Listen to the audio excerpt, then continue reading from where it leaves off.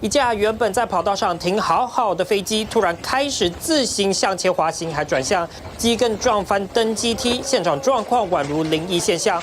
这是发生在阿根廷的河西纽贝瑞机场，因为当地遭遇强风袭击，甚至一度刮起时速160公里，相当于15级的强阵风，让飞机竟然可以自行滑行。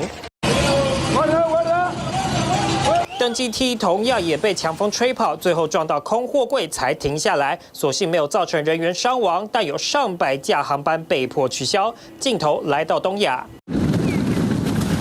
民众从头到脚包得紧紧的，在狂风暴雪中快步走回家。北极冷空气南下，日本海一侧从北到南变成银白世界。从20号早上6点到隔天早上24小时内，北海道降雪量高达50公分，北陆地区也有40公分，北九州则降下15公分。日本气象厅更发布早期天气警报，警告这10年一遇的低温和大雪，从当地周4到周6之间会变得更强。另外，南韩同样也陷入极冻世界。 우선 내일까지 제주 산지와 전북 서해안 지역에 30cm가 넘는 큰 눈이 내려 쌓이겠고요.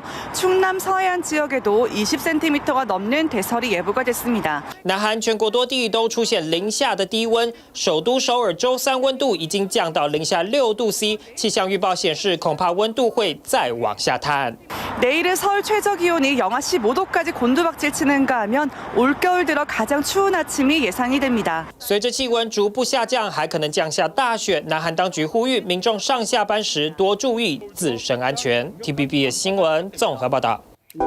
想看最完整的新闻内容，记得下载 TVBS 新闻网 APP。